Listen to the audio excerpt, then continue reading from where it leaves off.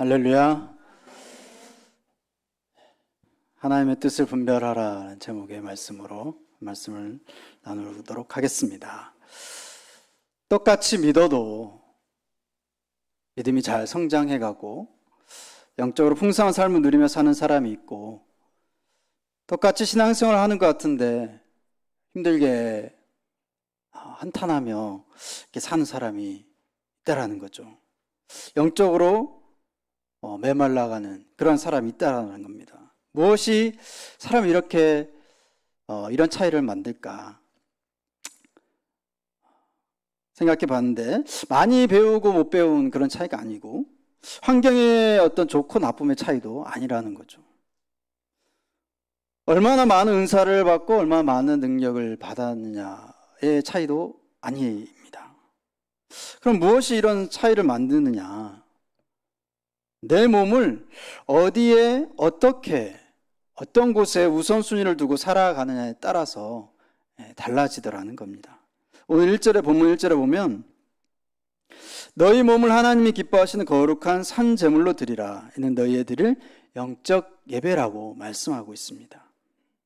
로마서가 기록될 당시의 헬라인들은 영은 거룩하고 고상한 것이고 육은 부끄럽고 추하고 더럽고 무가치한 것으로 이렇게 이분법적으로 생각을 했습니다.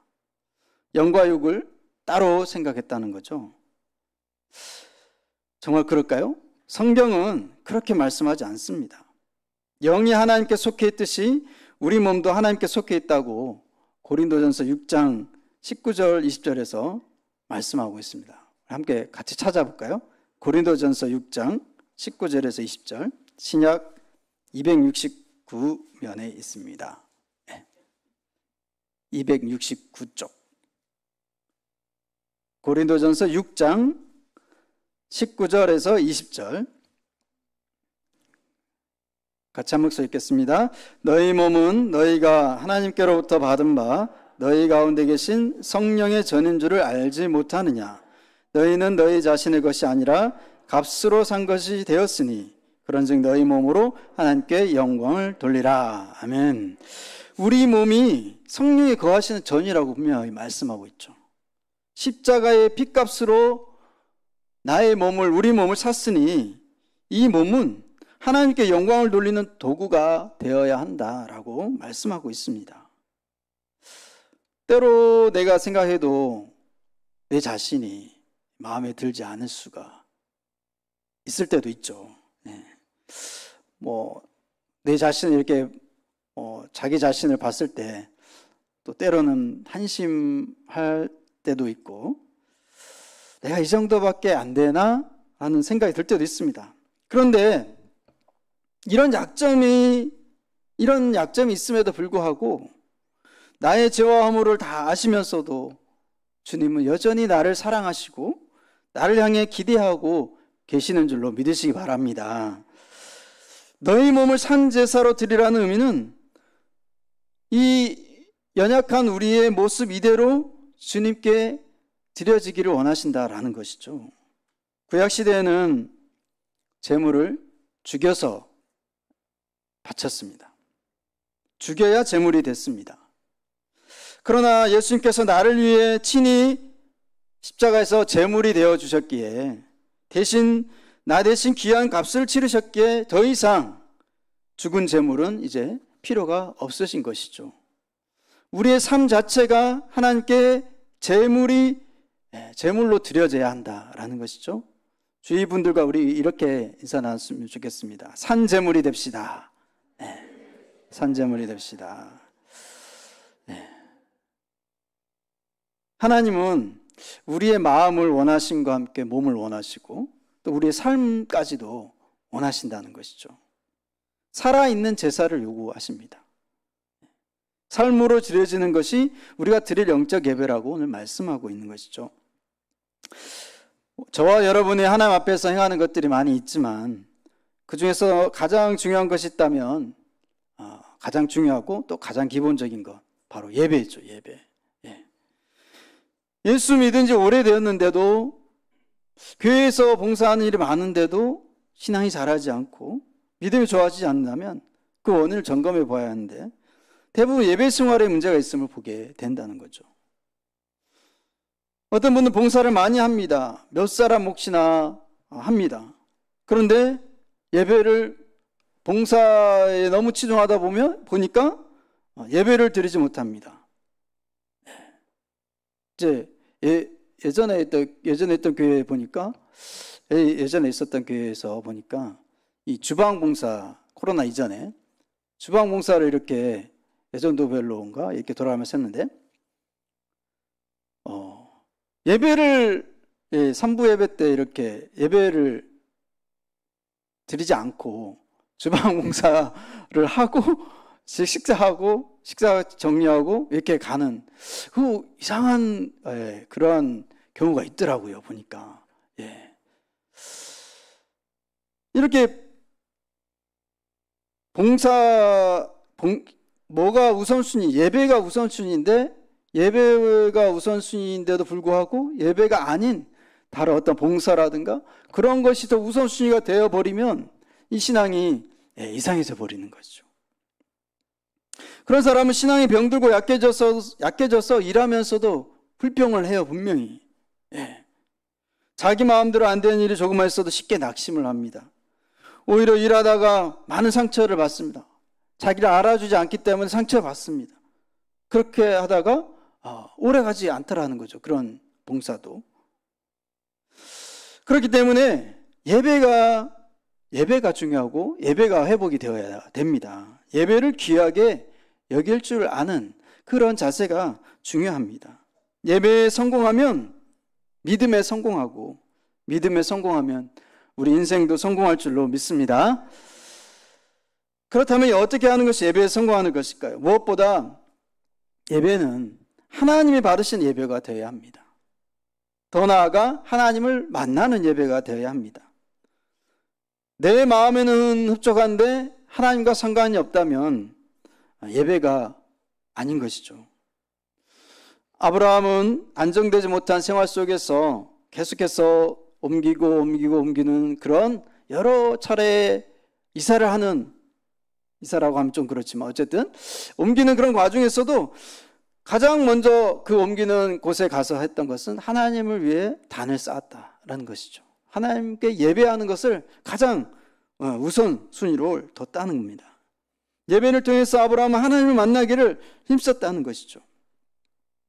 우리가 제단을 쌓을 때마다, 예배를 드릴 때마다 습관적이고 의례적으로 드리는 예배가 아닌 나의 중심에서 우러나오는 그런 예배가 되어야 합니다.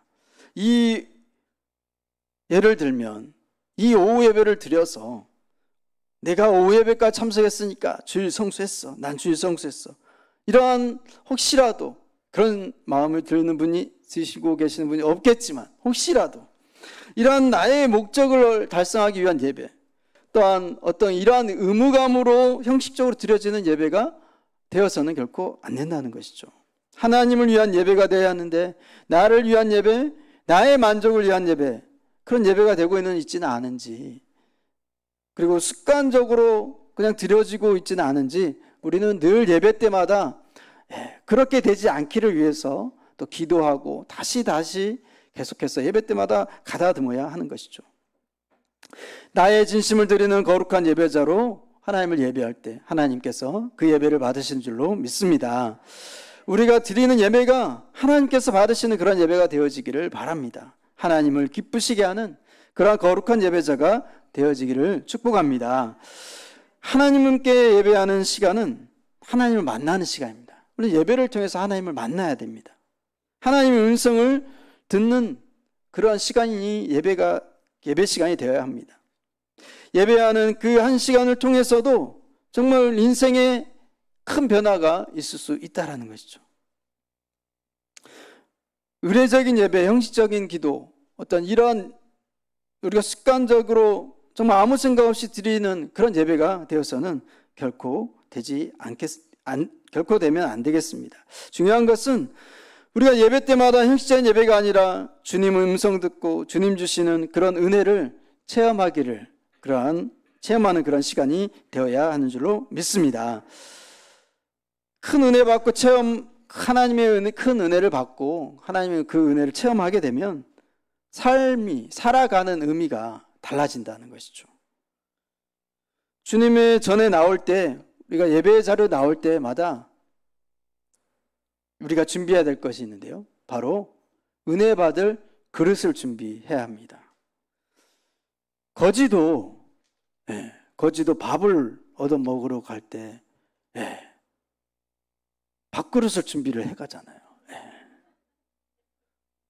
우리가 모일 때 드리는 이 예배가 좀 하나님 기뻐 받으시고 우리에게 은혜가 넘친 예배가 되기 위해서 우리 은혜 받을 그릇을 잘 준비를 해 가야 된다는 거죠.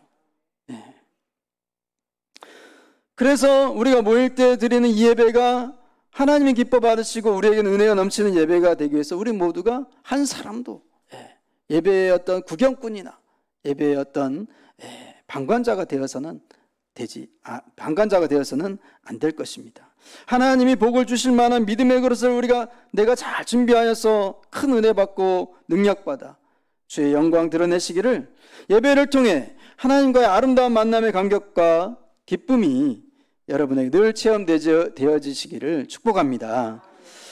구약 시대에 이스라엘 백성들이 하나님의 성전에 나와서 제사를 드릴 때 소나 양이나 비둘기와 같은 제물을 준비하여 제사를 드렸습니다. 중요한 것은 얼마짜리 제물을 드렸느냐가 아니라 얼마나 깨끗하고 온전한 제물을 드렸느냐 하는 것이었습니다.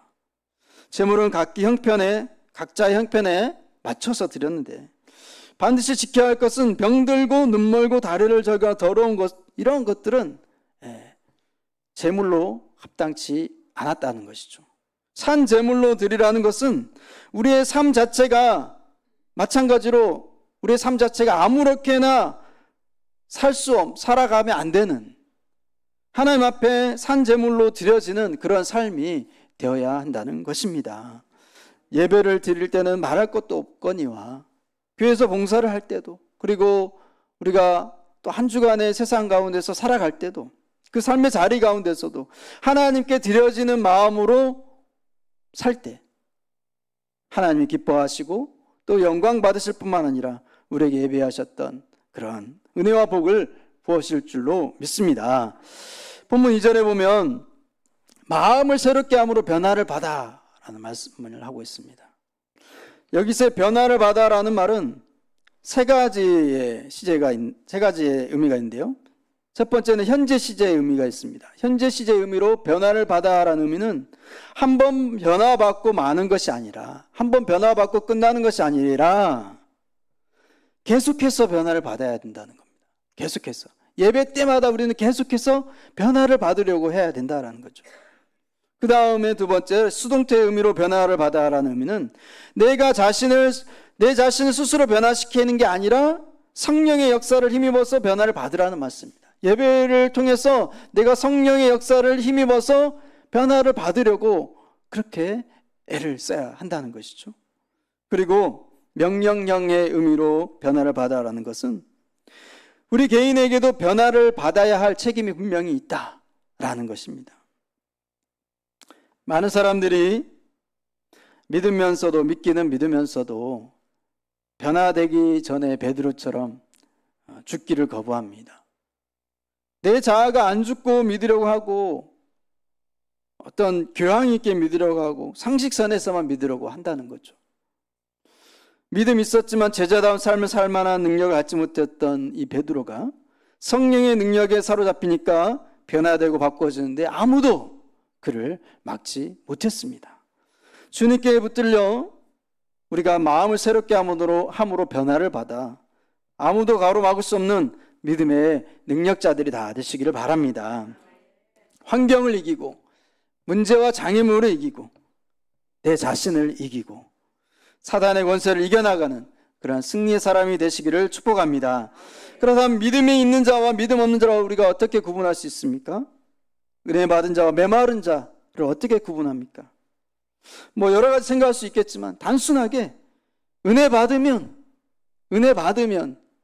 하나님을 귀하게 여긴다는 것이죠. 주님을 귀하게 섬길 줄 안다는 거죠. 교회를 귀하게 섬긴다는 것입니다.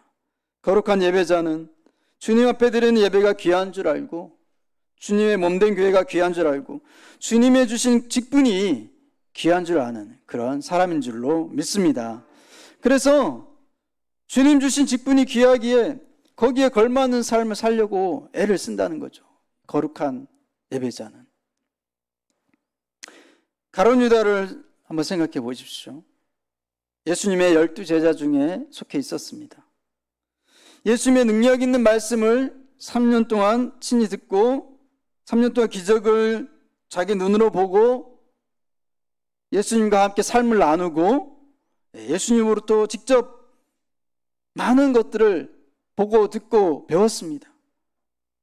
그런데 이 귀한 제자의 삶을 이 가룟 유다가 깨닫지 못했기 때문에 그 귀한 그 제자의 신분을 하찮은 은 30과 바꿔버렸다는 거죠. 예수님은 그래서 차라리 이 가룟 유다에게 차라리 나지 않았으면 좋을 뻔했도다라고 탄식하는, 가룟 유다를 향해 탄식하는 그런 예수님의 말씀도 있었습니다. 사울 왕을 한번 생각해 보십시오. 다윗을 시기하는 그 삐뚤어진 마음을 고쳐먹지 않으니까 악한 영이 역사에서 왕이 위치에 있었지만 점점 내리막길 인생을 살다가 결국 비참하게 정말 전장에서 죽지 않았습니까? 그래서 우리의 생각이 우리의 마음이 날마다 믿음의 생각, 주님 기뻐하시는 그런 마음으로 바꾸어지기를 축복합니다. 내가 받은 직분이 무엇이든지 모두가 다 하나님이 우리를 신실하게 인정하셔서 맡기신 귀한 성직인 줄로 믿으시기를 바랍니다. 생각이 중요합니다. 생각이. 그렇죠? 생각이 잘못되면 기도할 생각도 없어지고 애타게 하나님을 찾을 생각도 없어집니다. 생각이 잘못되면 순종할 마음도 없어지고 은혜 가운데 일할 때 열심도 언제 은혜 받았는지 다 사라지고 없어진다는 거죠. 위대한 흔적을 남겼던 믿음의 선진들은 모두가 믿음을 따라 생각하고 믿음을 따라 살았던 그런 사람들이었습니다. 밤이 오면 그때는 아무도 일을 할 수 없습니다. 그래서 낮에 일해야 된다는 거죠. 건강할 때 못하면 병든 뒤에 후회한다는 거죠. 힘 있을 때 안 하면 힘 잃어버린 후에 후회한다는 겁니다. 하나님이 부르실 때가 있고 하나님이 필요로 하실 때가 있습니다. 주님께서 필요로 하실 때 주님 제가 여기 있습니다 라고 말할 수 있는 그런 저와 여러분이 될 수 있기를 바랍니다. 사랑하는 여러분 모두가 거룩한 산제물로 거룩한 예배자로 그렇게 하나님께 드려지는 그런 모여서 드려진 예배를 통해서 그리고 또 흩어져서 우리가 살아가는 그 삶의 자리에서 드려지는 그런 거룩한 예배자의 삶을 통해서 하나님의 온전하신 뜻을 드러내고 또 하나님의 거룩한 빛을 드러내는 그런 하나님의 빛의 자녀들이 다 될 수 있기를 주님의 이름으로 간절히 축복합니다. 기도하겠습니다. 하나님 아버지 감사합니다. 하나님의 뜻은 우리가 거룩한 예배자가